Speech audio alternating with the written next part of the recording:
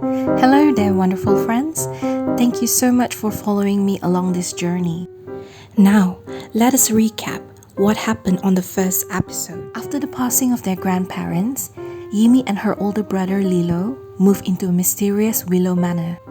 While exploring the manor, Yimi discovered an enchanted garden, which leads to a magical kingdom. Inside the kingdom, Yimi meets a fairy queen. And back in the manor, Lilo realized her sister was gone. Back in the magical kingdom, Yimi, who's looking puzzled, had 1,000 questions raced through her mind. What is this place? What are you? Why am I here? Did you summon me? Did you call my name? Yimi stuttered nervously. The fairy queen smiled gently. I know this must feel strange for you, but we have been expecting you. Welcome to the Willow Kingdom, Yimi. You may call me Eloise, said the fairy queen warmly. Your Majesty! Your Majesty! Queen Eloise! A cute little voice suddenly echoed from somewhere nearby. Oh my, that must be little Chuck, said the queen. Moments later, a tiny fluffy creature waddled out from behind a glowing bush. He looked like a small yellow duck covered in a soft fur. He stuttered nervously. Yimi got down on her knees and said, Oh my god, you're so cute! What are you? Yimi exclaimed excitedly. Well, hi there. I'm Chuck, the 𝐌𝐞𝐞𝐭. What's a 𝐌𝐞𝐞𝐭? Yimi asked curiously. Queen Eloise smiled. Well, the 𝐌𝐞𝐞𝐭 are the royal announcer. They usually deliver messages, invitations, and news. Now, I'm quite certain little Chuck here made a mistake by bringing you here too soon. Oh no, Chuck gasped. I didn't make any mistake. I was given a memo from your grandfather, Charlton Willow. But that's impossible, Yimi replied. My grandparents just passed away. That's why my brother and I came here in the first place. Suddenly, Yimi's eye widened. Oh no! Lilo! She shouted. Oh, I'm sorry, I'll be back, as she rushed to the glowing portal and then vanished. Back at the Willow Manor, Lilo was panicking. He searched every room in the manor, but there's still no sign of Yimi. Suddenly, the sound of a footstep can be heard from the ground floor hallway. Who's there? Lilo asked carefully. He slowly walked toward the sound and froze in shock. Standing there were his parents, John and Juliet Willow. Ah, there you are, my boy, his father said cheerfully. Such a lovely manor, don't you think? Shouldn't you be discussing your inheritance with your mother and me? You know, instead of disappearing from the penthouse all of a sudden, said his father. Lilo, his mother asked suspiciously. Where's your sister? She's, Lilo stammered nervously. I'm right here! Yimi suddenly appeared behind them, smiling brightly. Hi, Mama. Hi, Papa. Didn't expect you to arrive until next week, Yimi explained casually. Lilo stood there, frozen in disbelief. After spending the entire evening searching for his missing sister, she just stood there, smiling as if nothing had happened. He had so many questions. Right, said their father. Let's have a family dinner first, and we'll discuss everything afterward. Before dinner, Lilo quickly caught up with Yimi, who was hurrying towards the manor's main hall. Yimi, what is going on? Where have you been? You know I've been searching everywhere for you, Lilo shouted furiously. I can't explain now, but we need to hurry, Yimi whispered urgently. She grabbed his hand, raced out of the manor, and pulled him towards the enchanted garden. Yimi, what is this place? What are you taking me? Are you serious? Can't you see the glowing butterflies? Look! Yimi pointed excitedly towards the sky. What are you talking about, Yimi? Lilo asked in frustration. To Lilo, the garden looked abandoned, very cold, empty, and lifeless. "This is where I went, Lilo." "Please stop," Lilo snapped angrily. "Stop with your imagination."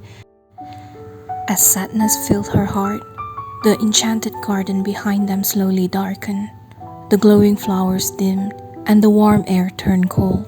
Without another word, Yimi quietly walked back inside with her brother. Later that evening, the Willow family gathered around the dining table. Their mother prepared warm dinner, while John and Lilo discussed the future of the manor. But Yimi barely touched her food. Her mind remained trapped in the Willow Kingdom. The next morning, Yimi sat quietly inside her art room, painting everything she remembered. The Queen Fairy, Little Chuck, and the magical kingdom. Suddenly, a soft voice echoed through the hallway. "Yimi! Yimi!" Yimi looked up immediately. "Chuck, is that you?" Again, the voice whispered her name. This time, it came from the end of the hallway, at their grandfather's office. Yimi quickly ran towards the room. As she turned the doorknob, her eyes widened in amazement. Inside the office was the Willow Kingdom itself. There was a glowing river flow through the room, and little Chuck was waving excitedly on his tiny wooden boat. "Hey-ya, hey, let's go!" Chuck called happily. Yimi carefully stepped inside and jumped onto the small boat with him. They traveled deeper into the Willow Kingdom. Yimi saw a beautiful castle, but unfortunately, that was not where they were heading. Chuck was rowing the boat far beyond the castle, deeper into the mysterious forest. Eventually, they arrived at a small hidden cottage that made out of stones. It looked magical, ancient, but strangely peaceful. Waiting outside was Queen Eloise herself. "I see you came back." You must be searching for an answer," said the Fairy Queen. Yimi nodded quietly. "Yimi, the manor itself is part of our kingdom. For generations, your family has protected our realm. Because of your grandparents, we were able to live peacefully for so many years. But after their passing, many strange things happened. Well, it's something that we've never seen before. An evil creature named Mara appeared from the darkness, alongside its terrifying monster." Yimi's eyes widened in horror. "They do not attack all at once," Eloise explained. "They arrive in stages, but slowly, they poison the hearts and minds of all the creatures in the land." "What do you mean?" Yimi asked nervously. Queen Eloise lowered her gaze. "Well, these monsters are born from darkness itself. The greed, jealousy, hatred, and fear. Yimi, my power have weakened since your grandparents passed away," Eloise whispered. She slowly revealed the glowing scar stretching across her left hand. "I don't think I have much time left, Yimi. I need you and your brother to help us uncover the truth behind Mara and fight these creatures before our kingdoms falls completely." "But how?" Yimi asked worriedly.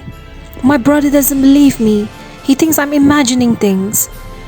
Queen Eloise gave her a gentle smile. "Yimi, magic does not appear to those who have lost hope," she said softly. "I believe deep inside Lilo, the light still exists. We just simply need to awaken it once more. You need to help them, Yimi," said Eloise softly. "Them?" Yimi asked quietly. Queen Eloise gently led Yimi towards the back door of the cottage. As the door opened, Yimi gasped. The hidden forest behind the cottage was filled with magical creatures, unlike anything she had ever imagined. Suddenly, a loud screech echoed through the forest, sharp, monstrous, and unnatural-like. Yimi quickly covered her eyes. "What was that?" she cried fearfully. "That's fear," Eloise shouted. The trees trembled violently. Boom! A glowing lantern nearby exploded into purple flames. Yimi's heart pounded violently. She was terrified. "Run!" Queen Eloise shouted. Yimi, please do not let fear get to you. I believe in you. I believe in you and your brother. Then, Yimi quickly grabbed little Chuck and ran to the glowing portal together.